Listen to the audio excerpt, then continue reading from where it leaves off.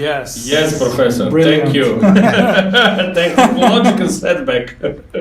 The Stoic odds were testing us. Is what Yeah, we're saying. Definitely. exactly. Definitely. So thank you very much for this opportunity. We're very humbled. Sure, my pleasure. Yeah, so Snimaš. yeah, I'm recording everything. So before we start, how is your morning? Morning was good. Got up at 4 a.m., which is my usual wake up time. Got a lot of work done. Got a nap, a short nap. Had lunch, have early lunch, and now I'm ready to roll. Ready to roll, yeah. Brilliant. And talking about rolling, you're, if I'm not mistaken, you're a competitive rower. Yes.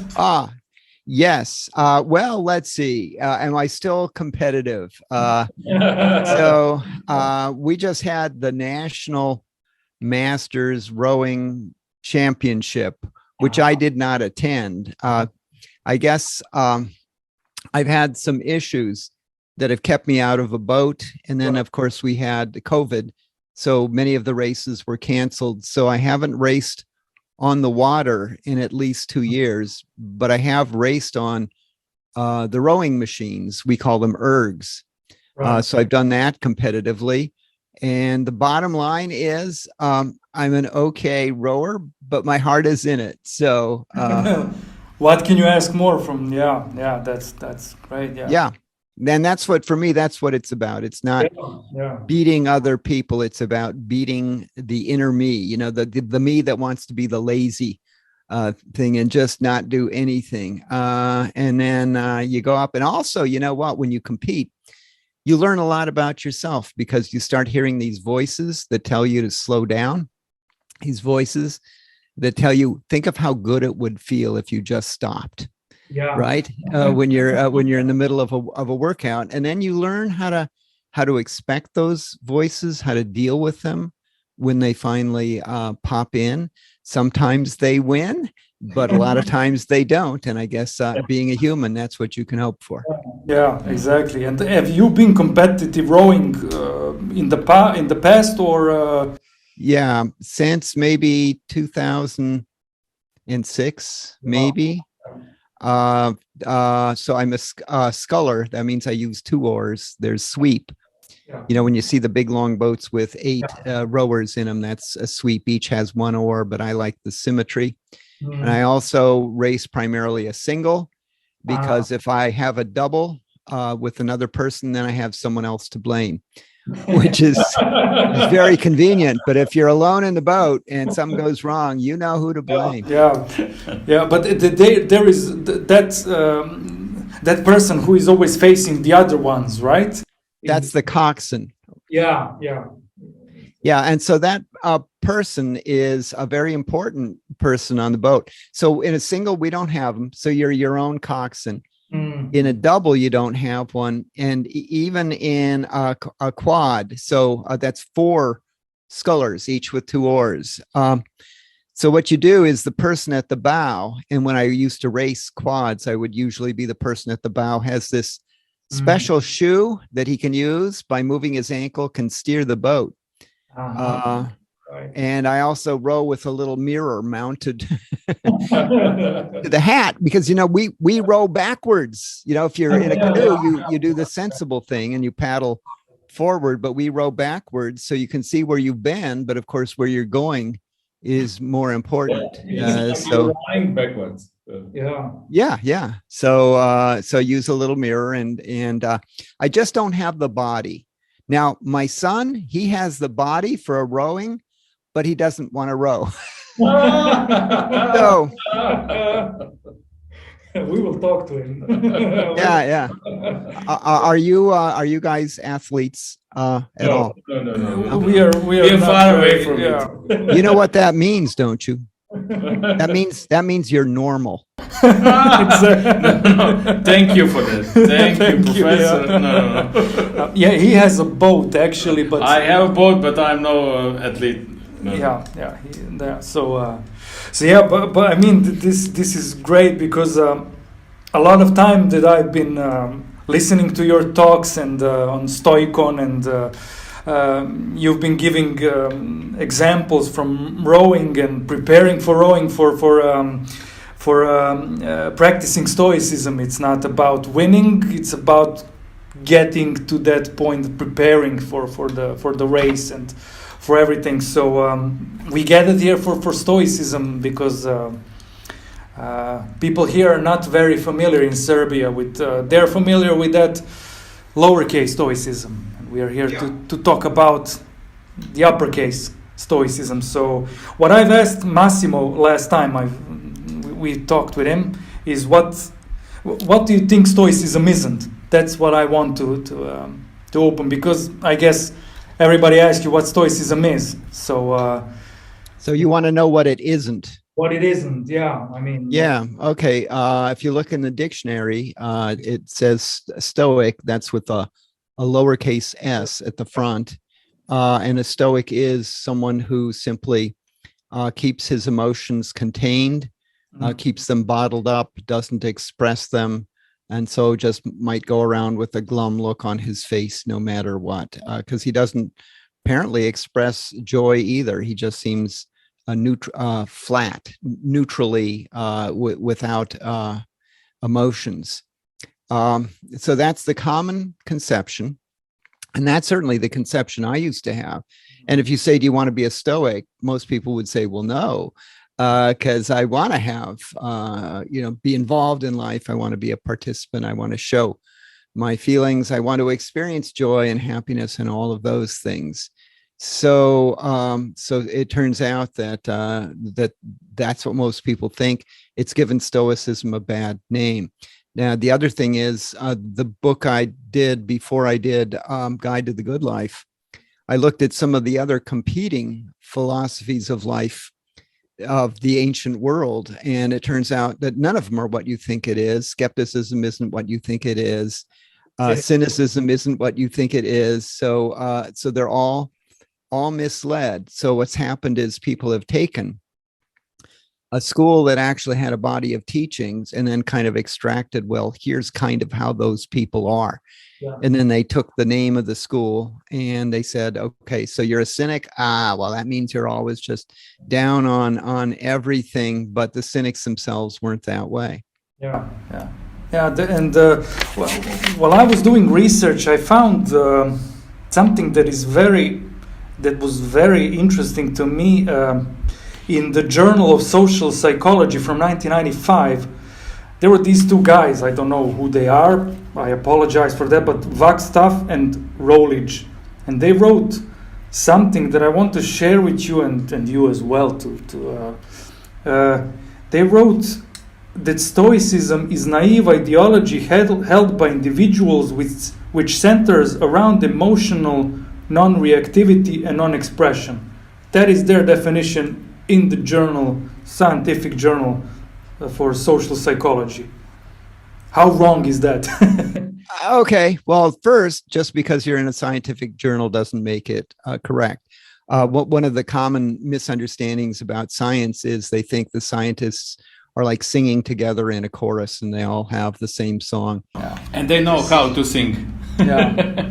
And we saw that recently, the COVID epidemic. So you have a different scientists, different doctors, saying, well, I actually think here's what the thing is. And then people just saying, well, if they can't even figure it out themselves, why should we listen to them if they can't even get it straight? When in fact, what makes science so successful, science is enormously successful. And if you want evidence of that, I suggest for most people, if you check out the contents of your pocket, you might find a cell phone there. And a cell phone is an absolutely amazing device, all of the things it can do. If you had shown a cell phone, if you could travel back in time and show it to your great-great-grandparents, they would be astonished. How did we get that? Well, we didn't get that by all the scientists sort of saying, well, we all agree. We got it as a result of people having different theories, the theories going head to head against each other, and then having to prove themselves by means of experimentation. So the fact that some scientist said something, well, that's what he thinks. And then But most people are exposed only to the scientific consensus. That's what they learn in school. Once the scientists do agree, well, then we're going to put that into the textbooks. So the scientists you were referring to were using, they just opened their dictionary and they said, oh, here's what a Stoic is. And yeah, if that's what it is, nobody wants to be that. And so when I wrote, I'm not sure I was the first person to attach an uppercase S to it, but I certainly wanted to go out of my way to distinguish it from what people normally think Stoicism is. So I made a point of putting a uppercase S. I said, whenever I'm talking about it, it'll have an uppercase S. And when you see that, just get the other out of your mind, because a Stoic is not interested in avoiding emotion. He's not interested in bottling up emotions. He is interested in avoiding negative emotions. These are the ones, what makes them negative? They feel bad. Emotions like anger, like jealousy, like envy, like regret. He says, you know what? Those can wreck your life. They can keep you awake at night. They can hurt your relationships, everything else. So you want to avoid those. Now, the key thing is they didn't say you want to bottle them up inside you and not express them and just let them lurk, because in some ways that's even worse. It's going to corrode you from the inside. Their brilliant insight was, you want to do things such that you avoid ever experiencing them. And they came up with psychological strategies for doing that. So they were anti-negative emotions, but they didn't say we should bottle them up. They said we should prevent them. They were pro-positive emotions, with 3 of the positive emotions are feelings of delight. And, it's really interesting because sometimes people are a little bit puzzled by that. And they say, well, do you mean happiness? No, it's a different thing. Delight is just these moments in the day when you realize, I've actually got a lot of really great things in my life, and I need to pay attention to them, and I need to appreciate them. Another one is joy. And again, it's I'm fumbling for words here because it's not the same as happiness either. Joy is just this feeling of exhilaration that I get to be living the life I'm living. And then, there are other kinds of things, a sense of awe, AWE, that the world is an awesome place. And that comes from this feeling of looking around you and just being bedazzled by how incredible it is. So cell phone would have caused feelings of awe in your great-great-grandparents. But for you, man, it's not the latest model. This is terrible. I'm going to get rid of this. So you don't appreciate it. The interesting thing is, if you learn to appreciate what you've already got, you're a long way toward where you want to be. And happiness, I think, people take aim at happiness. They say what I'm in pursuit of is happiness. I think happiness is just kind of a byproduct of other things that you can aim at. One is appreciating the things you've got. And, of course, the response is, well, what if your life is really terrible? And then the Stoics would say, well, you know what? It could be worse. So be thankful. What if I'm being wheeled into the operation room so they can operate on a tumor in my brain? What could be worse than that? Well, it could have been an inoperable tumor, right? You can always take things a level deeper. We are so spoiled in the modern world. Do we have to worry about our next meal? Some places you do, but a lot of places what you have to worry about is not overeating at your next meal. That's your big concern. Do you have drinkable water? Some parts of the world don't. Chances are you have not just drinkable water, but more than you know what to do with. And you can go through the list. We have antibiotics. We take them for granted. We overuse them and thereby undermine their effectiveness. So it's a long list. A lot of people still don't use vaccines for Right. And the fact that vaccines became a political issue, it just boggles the imagination.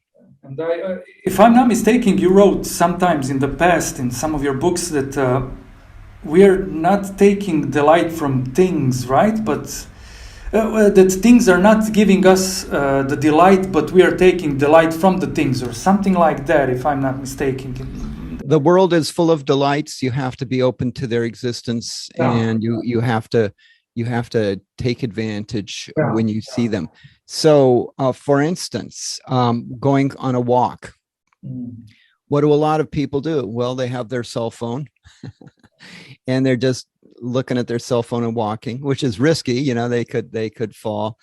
But if they learned how to look at the world, observe there's a difference between seeing something and truly seeing it. And almost anything you look at is, if you look at it carefully, it's astonishing. But you have to go into it with that frame of mind of, okay, world, go ahead, astonish me, and the world will do it without fail. So where I live, this is in Ohio, and it's midsummer here. So we're at the stage where we have these flowers open. The name of the flower is Queen Anne's lace, and a beautiful flower. Opens and stays open and flat. And if you have studied a little bit of science, it's called Queen Anne's lace because, and there's a kind of a historical thing here. So it's all of these white, tiny little flowers are in this flat disc. And in the middle is a red flower. And one of them is male and the rest are female. I don't remember which it is. But the thing is, you can look at that flower and you can see that it looks like a galaxy. And yet here it is, it's a flower. And a lot of people would look at it and say, well, it's a weed. Well, it can be a weed to you, but you can train yourself to be a connoisseur of life's tiny delights. And then the world is your oyster because it's full of those sources of delight. Tree bark. So my wife and I will be walking along and suddenly we'll sort of notice the tree. The bark is an interesting kind of bark. And then you look closer at the bark and then you'll see a bug crawling on the bark. Okay. For a lot of people, well, that's just a bug. Well, yeah, they're all just bugs. And yet they have life histories. They have, evolutionary past. And you can, once you educate yourself in that, you can really, really appreciate the world that you're in. It's an incredible universe, and most people are oblivious to it. If I may, sorry, I'm listening to you, and I'm thinking about Plato. That you see things, but you go behind things. There are a whole bunch of traditions that do that. You know, there's the difference between seeing and really observing. Mm-hmm. So, and once you learn to look deeper, it's like getting a third dimension. You know, if you've ever been gone to TVs that are gone to movies that are 2D, right? And then you go to one that's 3D, and suddenly you see things three-dimensional. It's like that, only it's with the world around you. You see deeper. You look at the sky, and you see the clouds, and then you know, okay, what did that cloud have to go through to be there? And it awakens this sense of awe. It's a sense you used to have when you were 3 years old. And then you became a teenager. And then, to show that I'm really impressed by something, that's bad. So I'm going to stop doing that. I'm just going to take it for granted. Yes. Yeah. And so I mean, maybe we should... Sorry, I'm thinking about this, what you are telling us.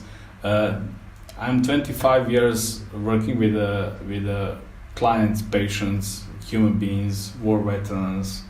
And I strongly believe that human being has need to feel connected with something which is greater than himself. And if you are able to see behind the things, then you have something to connect with. this doesn't have to be a god, or this may be a nature or universal moral laws or something else. I don't know, just the beauty or whatever. But when we have, I believe that when we are able to see things, to see the one whole we can connect with, then we may find the meaning of life. What do you think? The whole notion of connection, I have what I call vitamin P, and that is people. So it isn't listed on your nutritional requirements daily, but I think connecting with other people. So there's that sense of connection. I think that's very important. We are evolved to be social animals. And so if you cut yourself off from humanity, you're going to end up losing. The problem with other people is a lot of them are quite annoying. And so the challenge is they're hard to live with, but you can't live without them. So you strike the middle ground. They can enrich your life enormously.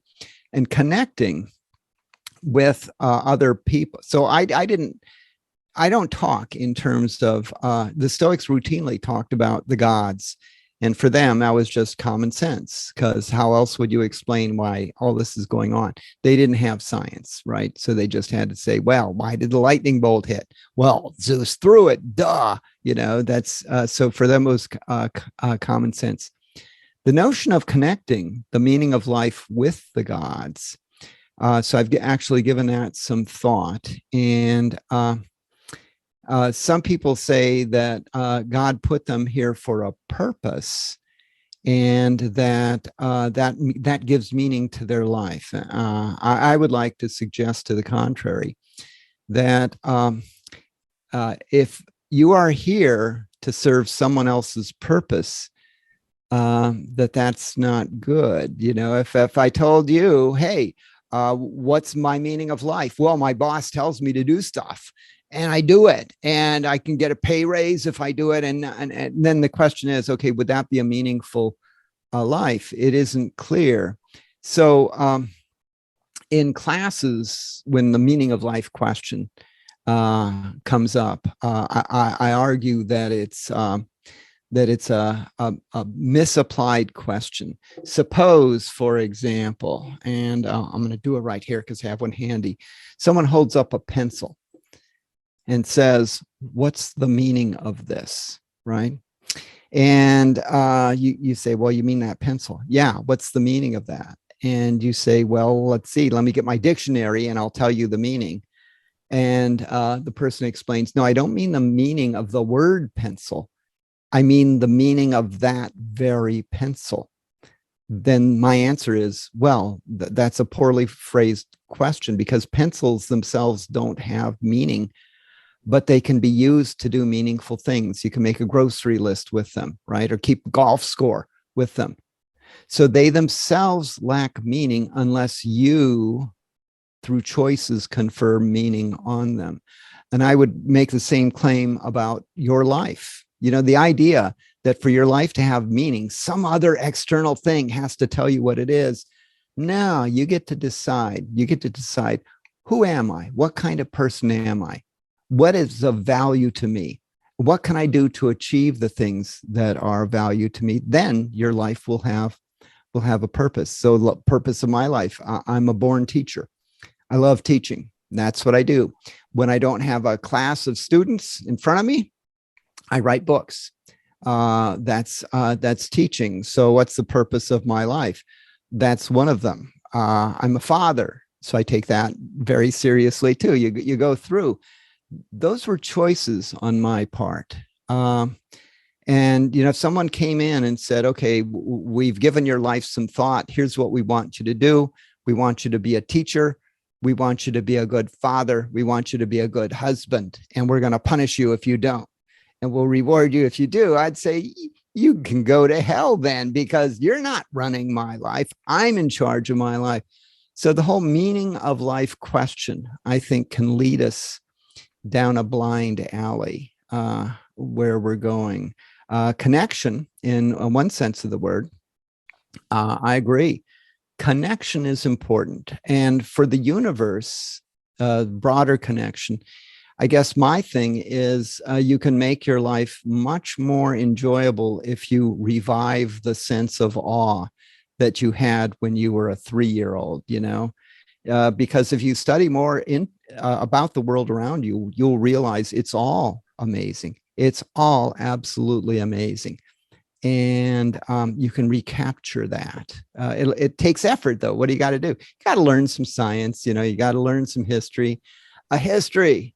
You guys are here. Me too. As a result of what? As a result of all these chance encounters between your great-great-grandma and your great-great-grandpa who happened to be on the same train on the same day and seated next to each other, and somebody dropped something and somebody picked it up and that started a conversation. And if that hadn't happened, you would not exist. I mean, isn't that incredible? And yet here you are. So you know what? If you ever get time travel, go back, find your parents on that train and say, thank you. You're bringing me into existence. Yeah. And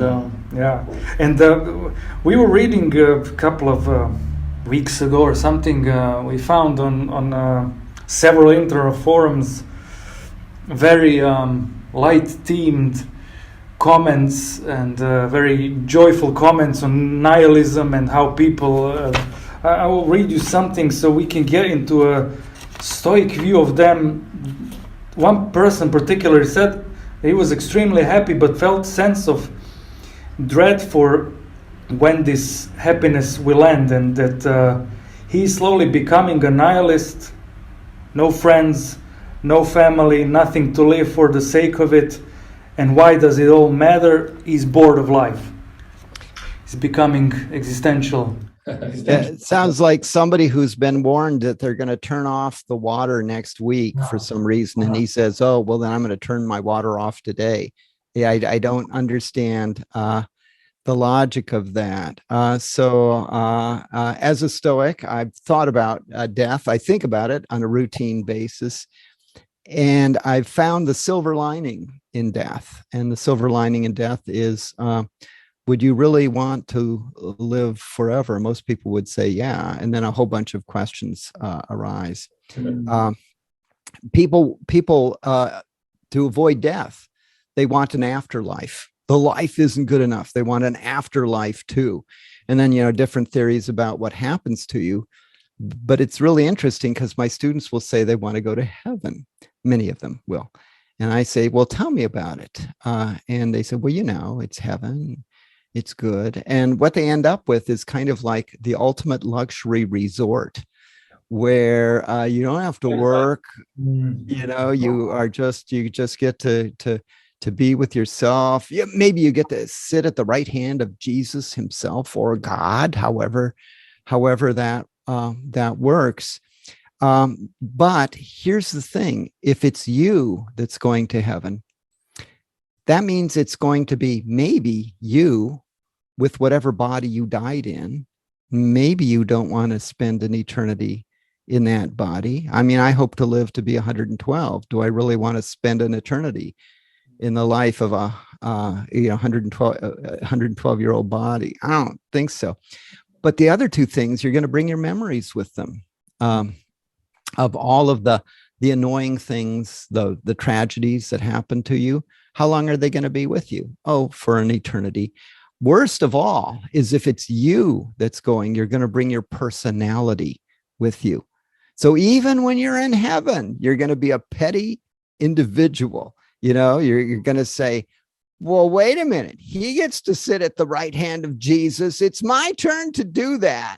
So you're going to go through an eternity of dissatisfaction, because even in heaven, you're going to be able to say, well, it could be better than this. And it isn't. And that's just so unfair to me.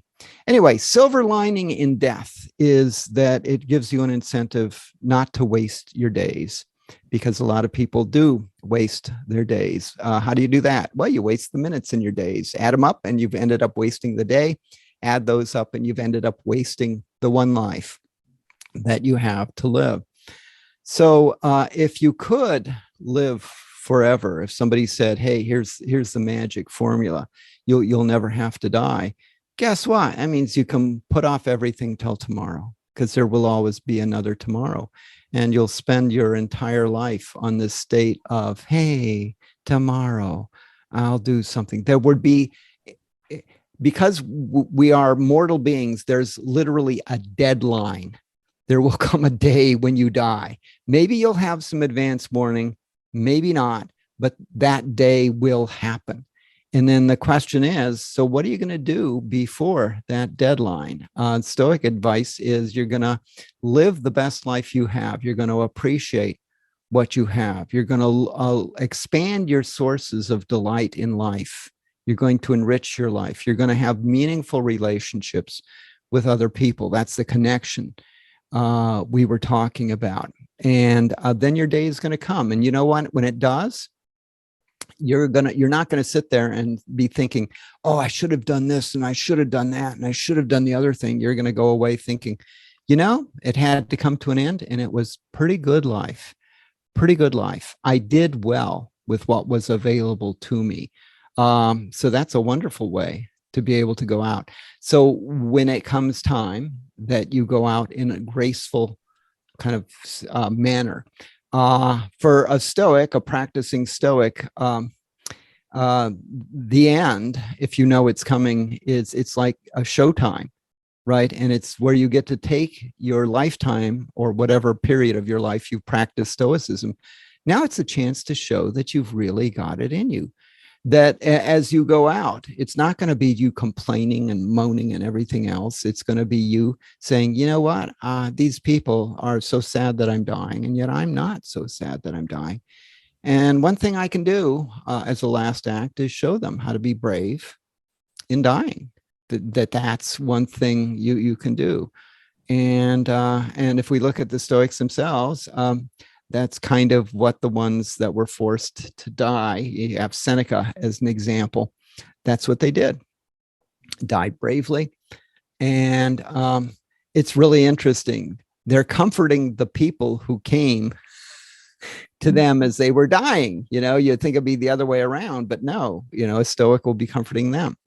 So death, I think, is one of the most important experiences of life. And so instead of saying, you know, they're going to shut off the water in a week, so I'm going to shut off mine today, you do just the opposite. They're going to shut off the water in a week. Gosh, I better take some thoughtful showers between now and then, and maybe make some extra ice or something like that, because it's going to go. But it's interesting how you can come to the opposite. Starting with the same kind of base information, you can come to the opposite conclusion than a nihilist would come to.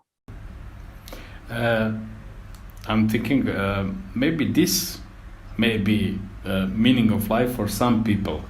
What you said, that in the moment when you die, you're happy and you comfort other people because you are dying. Maybe that could be meaning for some people. Well, it's sort of like the ultimate goal. So if you say, okay, you're doing this Stoic practice, why? And to do Stoic practice is to use in your life the psychological tactics that the Stoics developed for avoiding negative emotions and maximizing the number of positive emotions. That's what it means to be a Stoic. It means you're practicing Stoicism. That's what it means to practice Stoicism. So you've got two issues there. You've got one issue is daily life.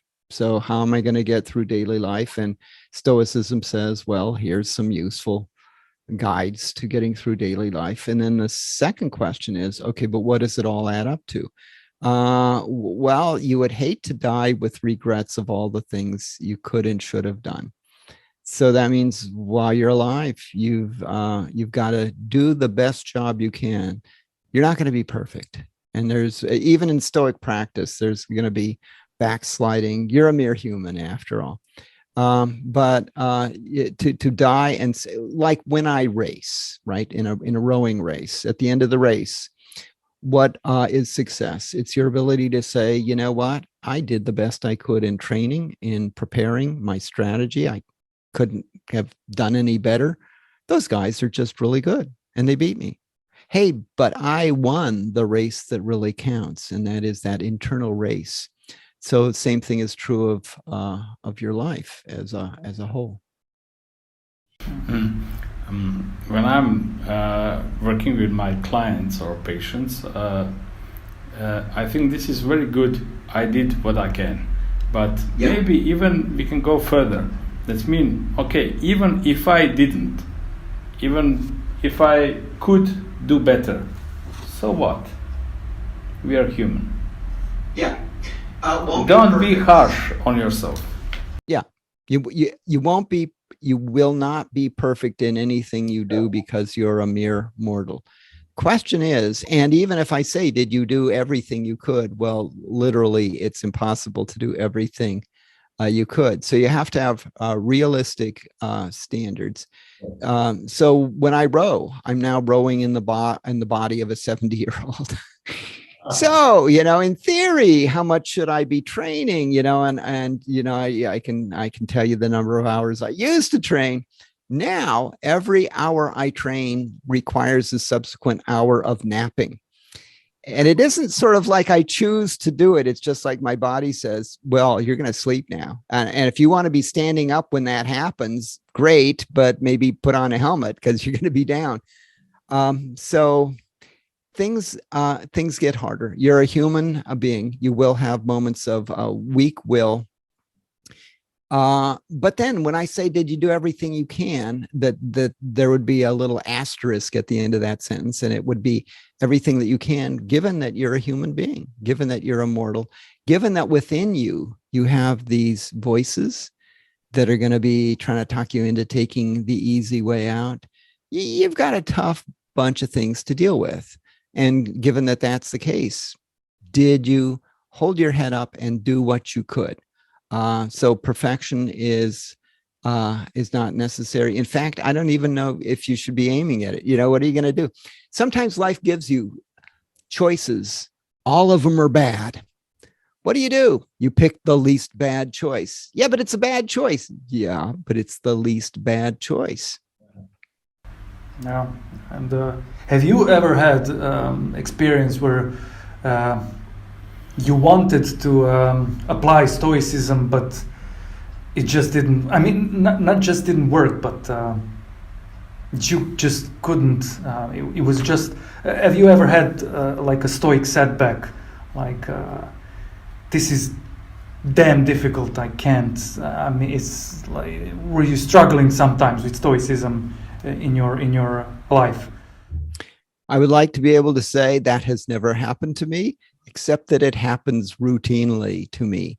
Okay, they call it practice because, you have to keep trying and you're not going to get it right. And when you do get it right, one thing right, there'll be some other aspect of it that goes wrong. So when I'm rowing, for instance, they're very technical strokes. You got to do certain motions in a certain order, and you get one part wrong, then you're in trouble. You can even flip a boat and be upside down in the river, in trouble. So whatever you're paying attention to, guess what? The other stuff starts decaying and starts getting worse. But what do you have to do? You have to practice. You keep practicing, and then you have a greater chance of keeping it all together. In my own Stoic practice, there are some things that routinely happen. So there are people, not to name any names, but there are some people to whom I've developed an allergy. That's my polite way of putting it. And we have all. And my encounters with them, I just tend to go away, and then I ruminate on the encounter and what happened, and feel frustrated, feel slightly angry. Once you're a Stoic, you get to experience anger on two different levels. The first is just that normal human anger of, well, that person is just not a good person, and da. So there's that normal anger. But if you're a Stoic, you get to have it at a second level, at a meta level, the fancy word for it. You get to be angry about yourself getting angry. So, because you're not supposed to do that. And yet there it is. So we have within us, Stoicism is basically a rational strategy. And what we're trying to do is not prevent our emotions, but outthink them. So come up with ways of taking negative emotions and turning them to our benefit. So in my book, The Stoic Challenge, I describe how you do that. But here's the thing: as a Stoic, you're going to recognize from day one, you have these deeper forces at work within you. They are irrational forces. They are part of you. They will always be with you. So they're there, and they're going to flare up in various ways. And so the Stoics said, and when they do, then you use your rational mind to try to think, okay, I got this problem. I'm angry right now. So what are the things I can do in response to that? The Stoics themselves talked about the perfect Stoic. What would the perfect Stoic do? Well, the perfect Stoic has never existed. The people we identify as Stoics. Nobody's got. Say that again, please. Nobody is gotten. Yeah. So look at Marcus Aurelius, in his, and these were written as just notes to himself, right? Not meant for publication. But one of them, I'm not going to do this, quote this perfectly. I don't have it in mind, but he says, when you wake up this morning, realize that during the day, you're going to deal with people who are ignorant, who are annoying, who are not grateful at all. And he goes through this whole long list. Okay, a perfect Stoic would not do that. A perfect Stoic would say, although there may be difficult people I meet during the day, I will simply sail through as if nothing was going on. So that's the interesting thing. You see the inside game. And so as a Stoic, that's how it's going to be. And you're going to acknowledge that. You're not going to pretend like that isn't the case. Same way, if you're a practicing Christian, okay, let's say you're a Catholic, you have all of these different sins that are there.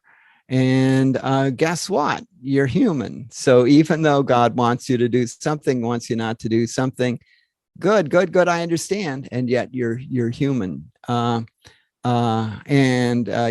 if you're the Pope, there's going to be temptations. There's going to be going to be other things.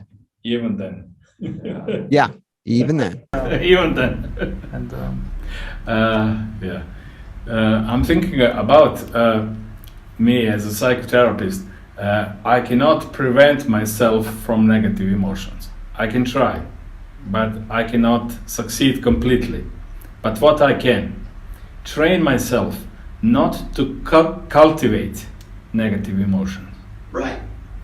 And I believe that's something I try to teach my clients, not to cultivate. Okay, because sometimes you will feel angry. So what? No problem. But don't cultivate anger in yourself. Sometimes you will feel shame, but not cultivate shame. You will feel guilt, not cultivate the guilt. Yeah, maybe this is a different way to put it, but you can have certain character traits and you can make them part of your personal identity, the identity that you wish to project to the rest of the world. I would like the world to see me as a thoughtful person. I would like the world to see me as a kind person. I would like the world to see me as a funny person. I don't know whether I'm succeeding in any of those. But there are people, strangely enough, who want the world to see them as angry or as difficult to please or as exacting, right? And then the interesting mystery is, why would they do that? But, there are also people who want to be seen as rich, even though they're poor. And in order to look rich, to pull off the illusion, they have to borrow a bunch of money that they can't afford to borrow. So this whole idea of projecting a public image or of thinking yourself even internally as, well, I'm just the kind of person who gets angry. Well, there are people for whom it's easy to get angry. and other people who have a lot of built-in self-restraint. But yet it's an interesting thing is, well, stop thinking of yourself in those terms. Think of yourself as somebody who helps strangers, who is understanding, who has empathy toward others.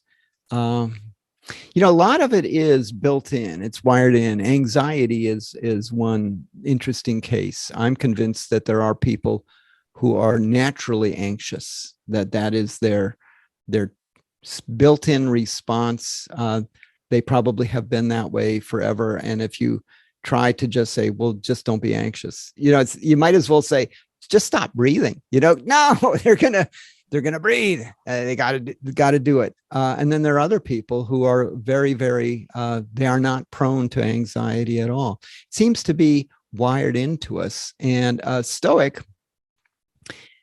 So when I have people contact me, and people write me stuff, and sometimes people will say they have a problem with anxiety, and then I will give them the standard kind of Stoic things. Well, there are things you can control and things you can't control. But if they say, well, it goes deeper than that, then I say, you know what? If it's in your wiring, I can't help you. But they do have therapists, like cognitive behavioral therapists. They have medications, but I'm not that kind of doctor. I can't do that. But it would be like you saying, I don't like my blood type. Okay, it's sort of like, I can't do anything, but guess what? There are ways you can live with that. There are ways you can work around that. And so what do? You do your best. Anyway, you asked about the book on insults that I wrote. Slap in the face is what it's called. Shines through with the when the insult wasn't affecting you. Yeah. And I've mentioned it in other books, but The Guide to the Good Life was a book about Stoicism. And I figured at that time there were about 12 Stoics on the planet. And I thought, this book isn't going to sell, but I can always list it on the things I've done, and then I can get a promotion at my school, and so on and so on. And what will really be neat is I'm going to follow it by this book on insults and how to deal with them.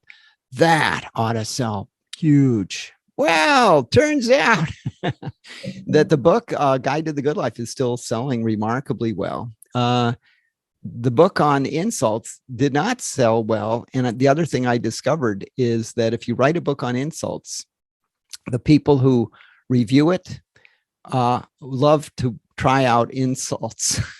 So I simply had not seen that coming.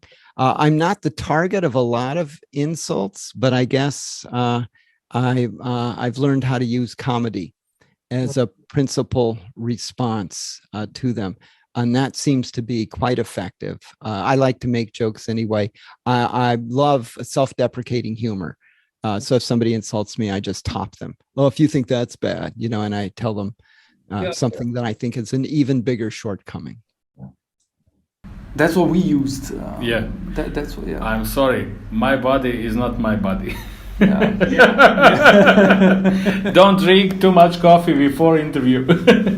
Okay, no, that's how coffee is God's elixir. Think of it, a drug that has so many good effects and few bad effects. Too bad. Yeah, obviously. Yeah, and about the existential isolation would be good.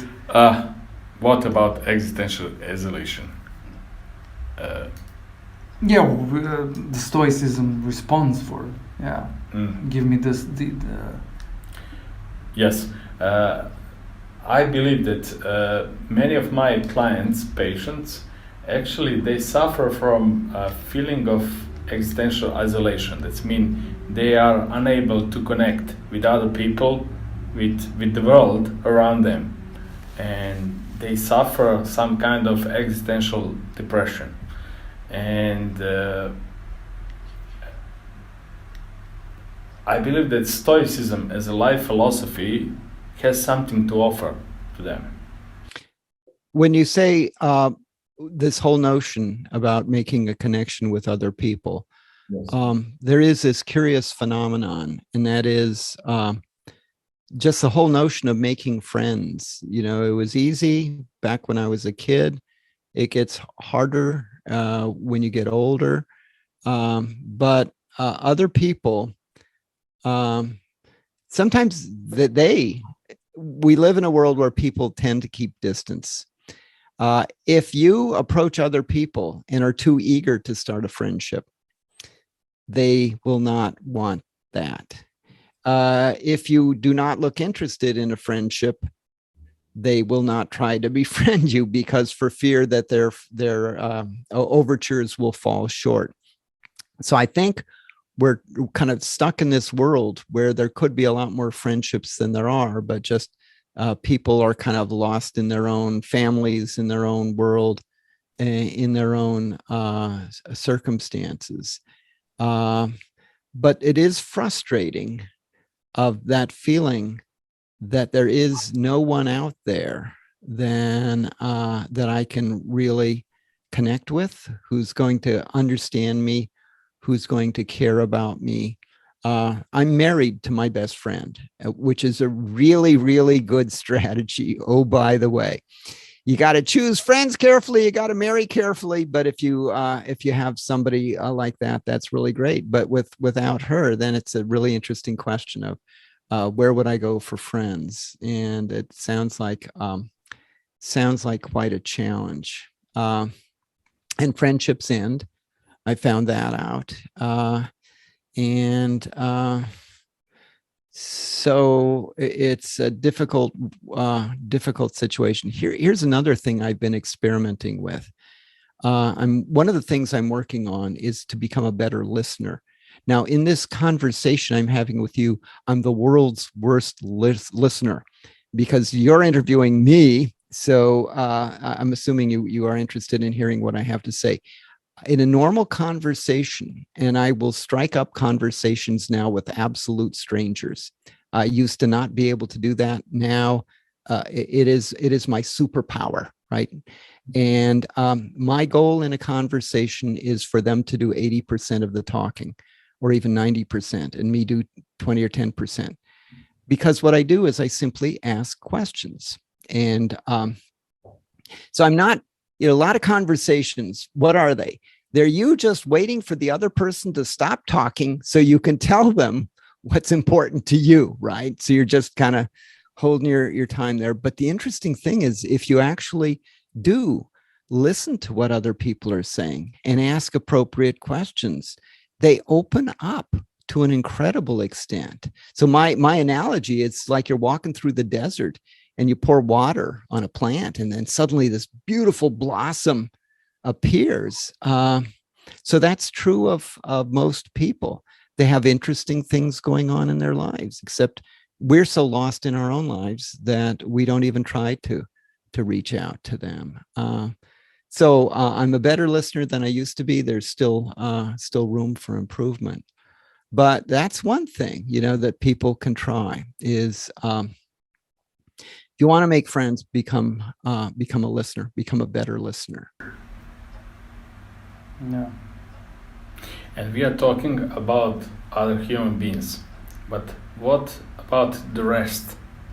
The animals, the plants, the forest, the nature. I also believe that human beings has need to feel connected with all of it, because actually that comes from the ancient cultures, pre-civilization cultures like Native Americans or Aboriginal cultures, or because all these cultures are telling us that human beings has need to feel connected with whole nature, with everything which is around us, not just human beings. So there's two ways you can analyze that. One is, are you connected with other things for your well-being? Or the second is, are you connected with other things for the well-being of the other things? Okay, so I would say number one is we humans are really doing a terrific job of screwing up the planet in a horrible way. So I'm a vegetarian. and have been for a quarter century, just out of concern about the lives of the animals I was consuming. But it's interesting because I had blindfolded myself. I assumed that what happened was there were these happy chickens, and then something happened, and then they showed up in a shrink wrapped package in the grocery store, and my brain just sort of said, must be okay.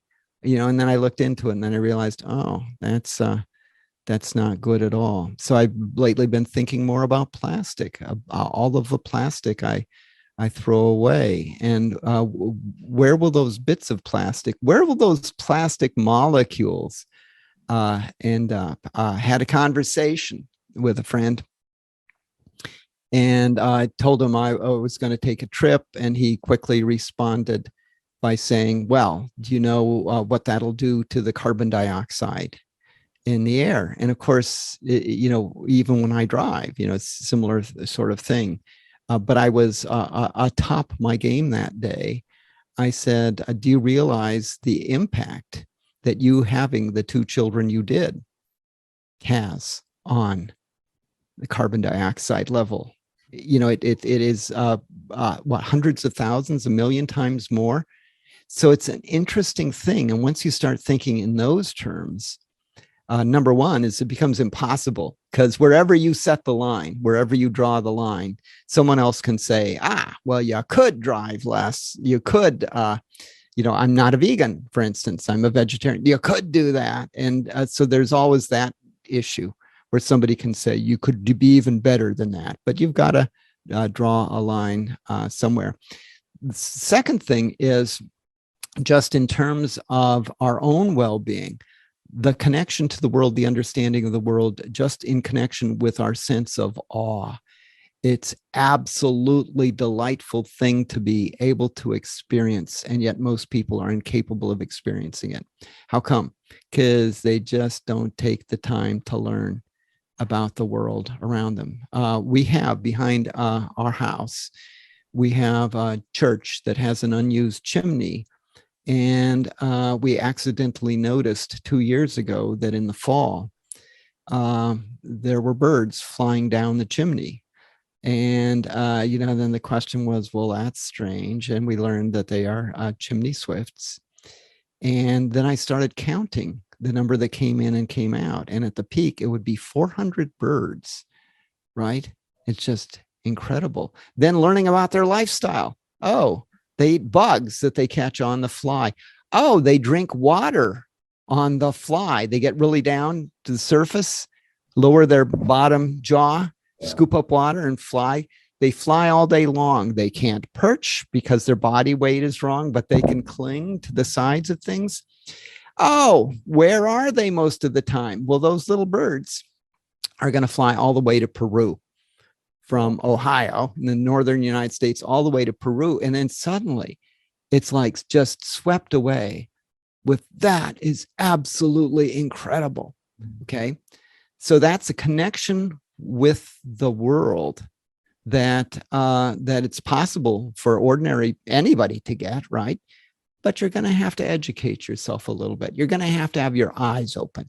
You're going to have to look at things.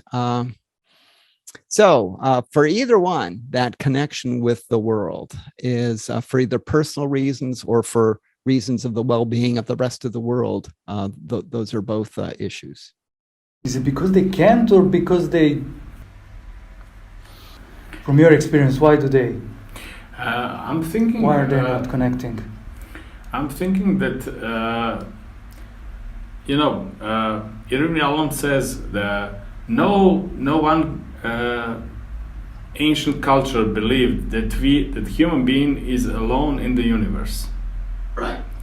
I'm thinking that actually maybe we should think more about metaphysics.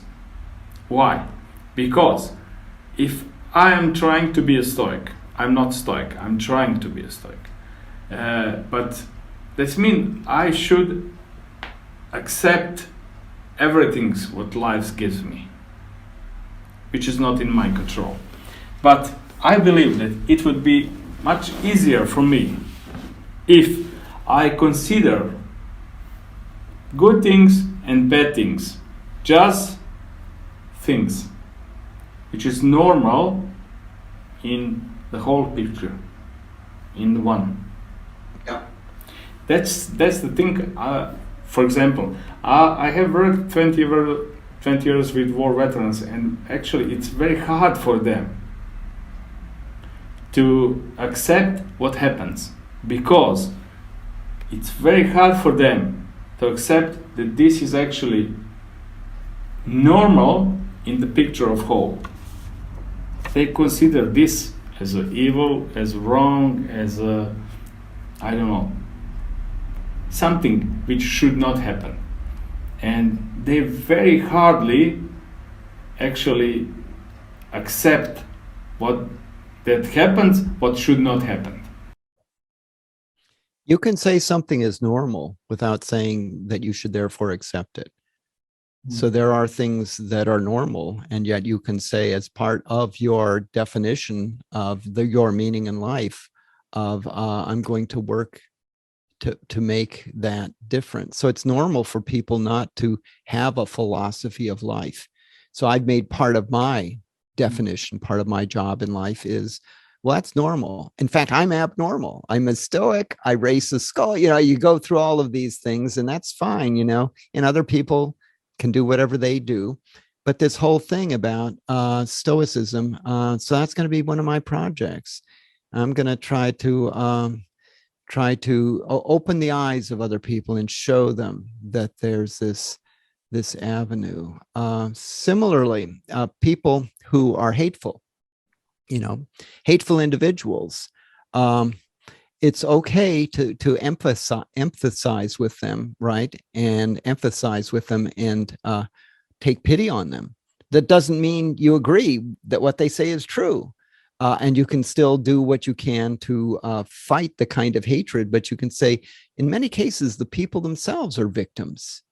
They've shattered individuals who have been taken advantage of by sinister forces. And that kind of changes your attitude toward them. So people who are, traumatized individuals because of their past, another thing is that's the past. There's the present, there's the future. And so you cannot change the past, you cannot control the past, but you can control the future. Yes, but they are struggling to accept the past. And Ronnie Janon Bullman, she is Canadian psychologist, I think. She also wrote about when traumatic event happens, the traumatized people actually, from that moment they see world as a chaotic place. There is no order in the world. And that's there is no order, there is no justice in the world, and that's something with what they struggle to accept the world as it is. Yeah, it's understandable that they would do that.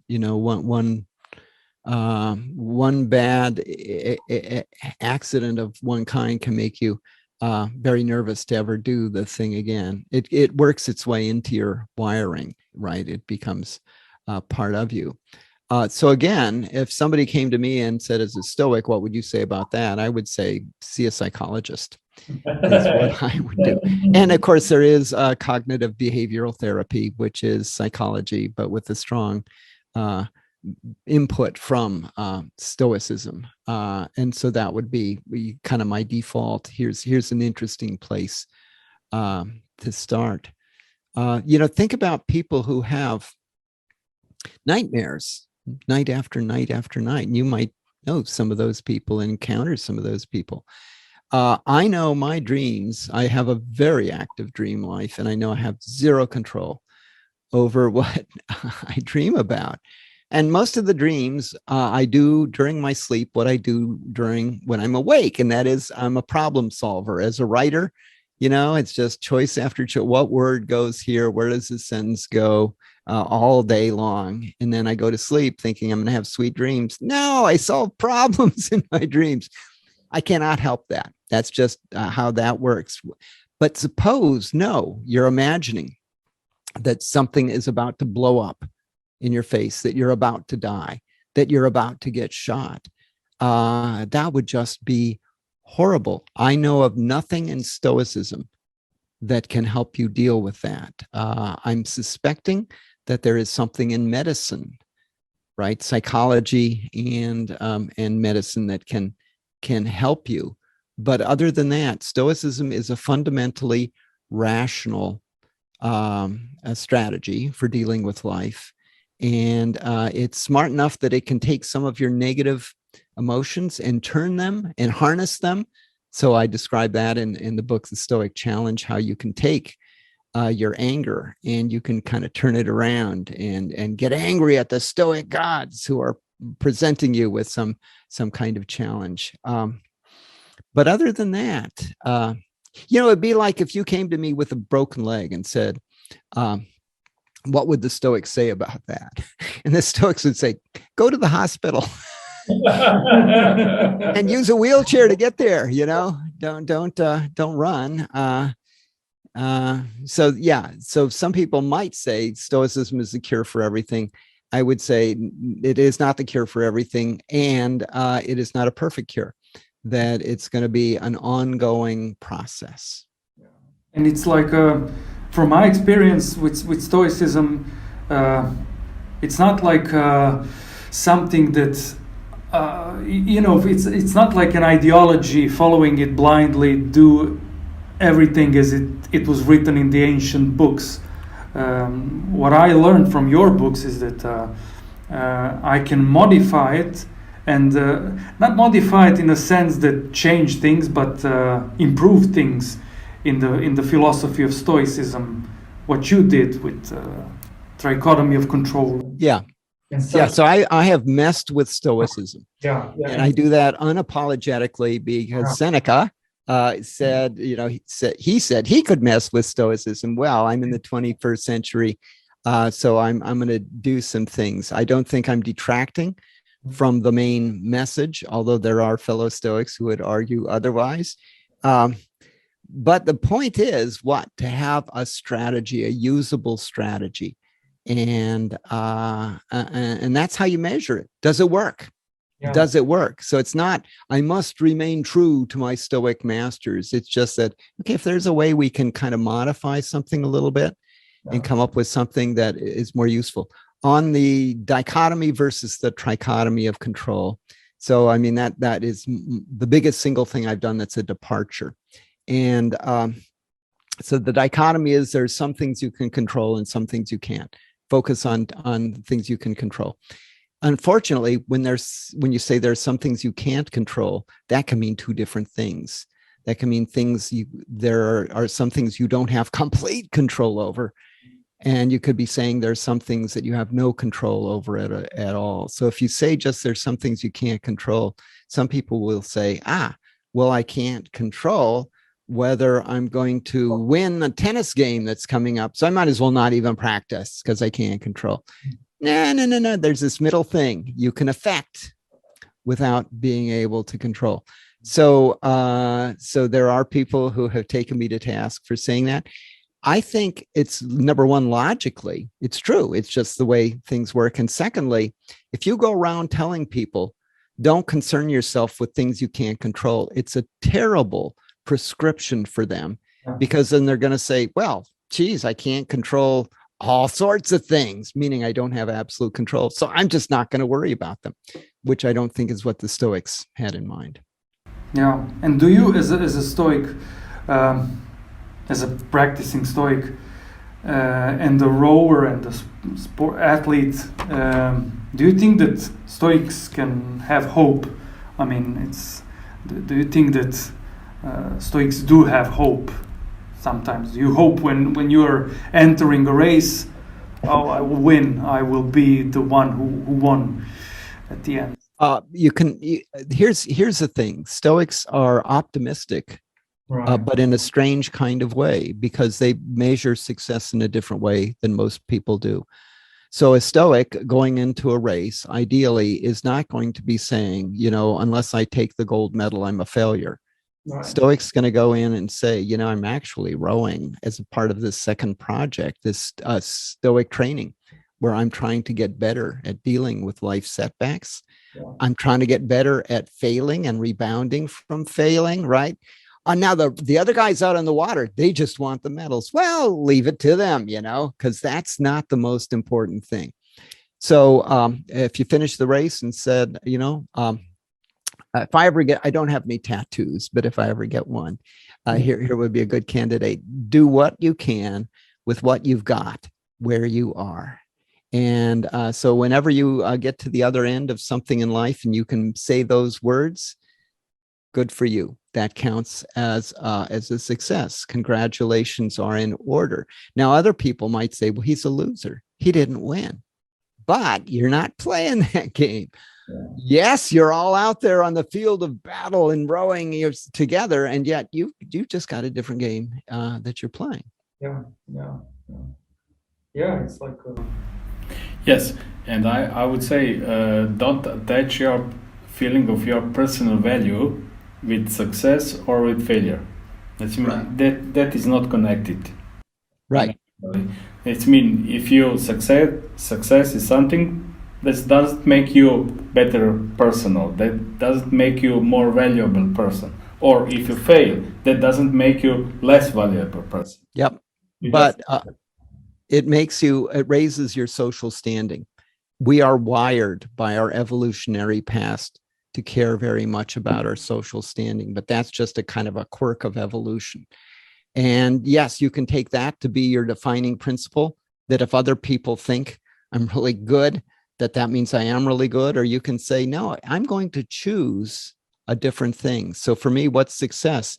You know what? I don't care so much about what other people think. In fact, there's other people who, if they approve of what I'm doing, I'm going to take that as a very bad sign because their values are so different than mine, that if they think I'm doing it right, then I'm doing something really wrong.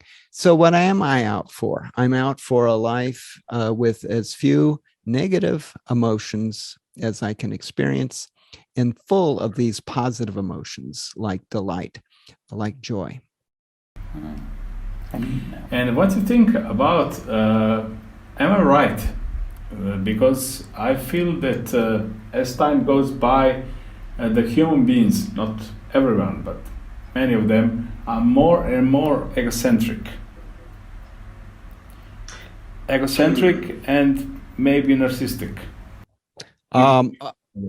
People have always been both. I've got an ego that I struggle with every day. I am an eccentric. What's happened is,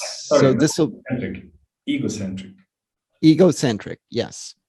So here's a different way of describing what's happening, and that is polarization.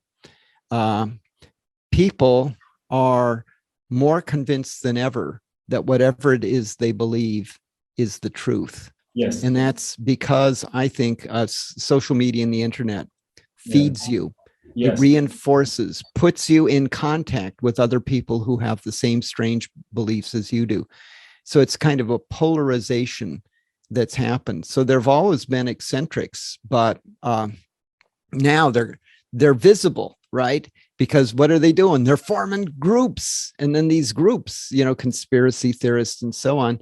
These groups are because they have affirmation from each other. They're no longer going to hide it. They're going to come out in the open and express it. When I say egocentric, I mean that we have in this kind of consummeric society, in this old technological world, actually we cultivate that feeling that the whole world, whole universe is here for us. Yeah, that's very true. We think we are number one in the world. There are people who don't seem to understand that other people also inhabit the planet. They're so involved with their own well-being. We are wired to care very much about ourselves. That's our evolutionary past. we're also wired to want things that are sweet. How come? Because on the savannas of Africa, sweet food would be high in calories. And if you had calories, you should eat them because you never know where your next meal is coming from. Except we're in a wildly different environment than they were. So now sugar, yeah, it's still sweet. That wiring stays, except we can have all of it we want. You can bring home a 5-pound bag and eat it one afternoon if you want. They couldn't. The other thing, the social standing back then, really important because it determined whether you got fed, the order in which you got fed, whether you were going to reproduce. The people who didn't care about social standing didn't have kids, so their wiring dropped out of the equation. Except that wiring that worked very well back then, now what does it mean? Oh, it means you have to have a house 5 times bigger than you need, with all the waste that's involved in creating that house. And now, the other thing just about social contact, making contact with other people. Now people have friends on the internet. Except, what's a true friend? A true friend is somebody when you call them up at 2 a.m. in the morning and say, my car broke down on the freeway, can you please help me, is going to show up. These internet friends, that's not going to happen. But that's sort of supplanted the face-to-face friendship, the friendship. So you're better off with 2 true friends than you are with a million internet friends. But the million internet friends feels real good, oh, they're all my friends. I have so many friends, except, excuse me, you don't, because they aren't the true kinds. Yeah, I mean, I even don't have social media. I never opened Facebook nor. You don't know what you have missing. Yeah, I'm missing so much. Me too. And I have a Facebook, but it's the very minimum. And I needed it in order to do something. I needed an account in order to send a letter to a newspaper. Right. So I did it, but it's basically a blank account. I don't tweet. I don't Instagram. I don't do any of those things. And I think it's dangerous. Also, in my use of the internet, I'm very careful because it's a source of pollution, information pollution. There's so much polluted information. I'm very choosy about which sources I expose myself to. And I'll have friends who will walk up and say, you know what, I read online such and such, and it'll be some crazy claim. What do you think? And I'll say, well, where did you hear that? Well, it was on such and such a website. And I'll say, if you're wondering why you now have a funny taste in your mouth, it's because you just drank polluted water from that website. My advice is don't go to that website, but it's free. So is polluted water, but it's free, especially if it's free. Yeah, exactly. Yeah, and tell me, as I'm a filmmaker, do you have any films you were watching lately, Stoic films especially, that you would like to recommend to us? Okay, let's see. Stoic. I don't have any that are specifically stoical. My wife and I went to a theater last week and saw a movie, and unfortunately I'm a blank on the name of it, but it's about these 2 volcanologists who study volcanoes, and they're also in a relationship where they're best friends, but it's a documentary. And so simultaneously, volcano documentary. Yeah, if you type in volcano movie, if you enter that on the internet, it'll pop this up because it's just come out recently. Yeah. But it's interesting because they were filmmakers and they have all of these great shots of volcanoes doing their thing. But you also get to see how the relationship is built, how the relationship grows, and how they complete each other.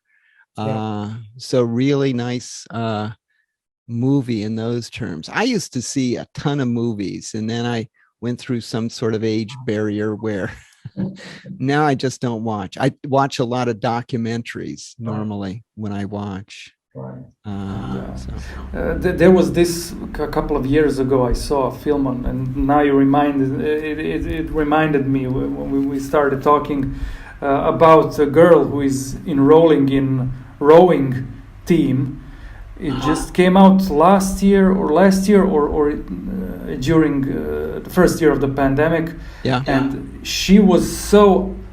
I will send you on. I will find it and I will send you the IMDb link on your website, so you can check it. Because she's really struggling, and she starts to feel a bit. She can't do the exercises.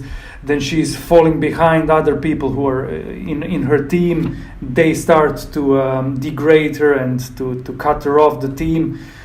And she starts a bit stoic, to go stoic, but lowercase stoic. Okay. So I will send you so you can check it. It's not very Hollywood popular. Okay. Yeah. Sure. Please do that. I will, because it's in your domain of. Yeah. The whole thing about people, not succeeding. I owe whatever success I have to my ability to deal with failure. Right. So I recently retired, and as a result of doing that, I had to clean out my office. And as a result of doing that, I had to go back through all these filing cabinets. There were just oceans of rejections of me sending in books and things and people saying no, just piles and piles of rejections, which each one stung. Briefly, but what did I do? I guess I bounced back. So principal thing, road to success. Here's my surefire formula that will allow you never to fail in life, and that is never try to do something difficult. Yes. Now, the problem is your whole life will end up a failure. That's a different thing. But I mean, and in Stoic Challenge, I encourage people, do things where there's a high prospect of failure. No. Not where you're going to die or anything, but because you will gain an important skill, and that is how to learn how to fail, learn from your failure, and then bounce back. And go on, as I put it jokingly, go on to new, better failures, right? So the whole word failure, it's value connected. And if you look at the world's most successful people, they failed a lot. Exactly. And if you look at some of the world's least successful people, they never failed. So kind of a paradox there. We are always, before two of us, before we do these interviews, we're always so nervous. We are always because what if we fail? What if we don't do this right? What is right? What is correct? And what if if we fail, we won't put this on the internet? Once again, this is evidence that you're normal. You realize that. I used to have failure of speaking in front of audiences. And then what do? You go out there and you do it and you survive. And then you go on to a bigger audience and then you survive. And then this January, I did one for like 1,000 plus people. And the interesting thing is now, I would say I'm focused before, but not fear. Have I made mistakes along the way? Oh, I made tons of them. Here's the thing about a mistake. There's one thing worse than a failure, and that is not learning anything from the failure. And so you just got to say it's kind of like your tuition. I have this handkerchief. Okay. And they say, sometimes you win, sometimes you learn. And I would add, sometimes you just lose. Yeah. Don't learn anything. It is true, but people take failure, the big F word, as a terrible thing. But you can do something that makes it half as terrible, and that is learn something from it, because then you will become more competent and more confident, the two C's. And when you have a challenge in the future, you're going to have learned. You're going to say, oh, well, I know what not to do because I did that before and that didn't work. And, maybe if I try this slightly different thing, but you got to pay a price to get there. Earlier, we were talking about your ego. And I told you I'm in a daily death struggle with my ego because my ego doesn't want to take chances. How come? Because if you fail, that means you're a failure. And I have to tell my ego, sorry, that's not the case. No. So actually, if I want to become an expert, that means in my career, I need success and I need failure. You need to do danger. You need to do things where success is not sure, where there's a risk of failure. Mm-hmm. Now, so you're not going out of your way to fail, but you're saying, I'm going to try something really hard and I might come out short end, but okay, but I can learn from that and I can go on from that. And the same thing with rowing, if so don't drink full cup of coffee before interview. Okay. Let me, and I'm running short on time here. So let me end with one bit of advice on therapeutic substances to drink in conjunction with interviews. So in Argentina and in Uruguay, they have a drink called mate. M-A-T-E, long name is yerba mate, and the stuff is magic. Now, I haven't had it today, but my wife says she can tell when I have. Sometimes if I'm really tired before an interview. As far as I know, it has no, it's legal everywhere. It has no terrible consequences, but it's like coffee plus, plus something else. So, it's another elixir, proves that God loves us and wants us to talk. Brilliant. Thank you. Thank you. We are very humbled that you talked with us, and we are very grateful. Very grateful, and we are very grateful for your work in Stoicism because it helped us. Okay. Well, anytime anybody thanks me, I can always think of coming up with a reason to thank them back, because that's almost always the case. And so thank you guys. I've enjoyed my time here. I had fun, and that's what counts. Okay. I had fun. And I just got a chance to see the world from your perspective, which is a valuable thing. Always looking for different perspectives.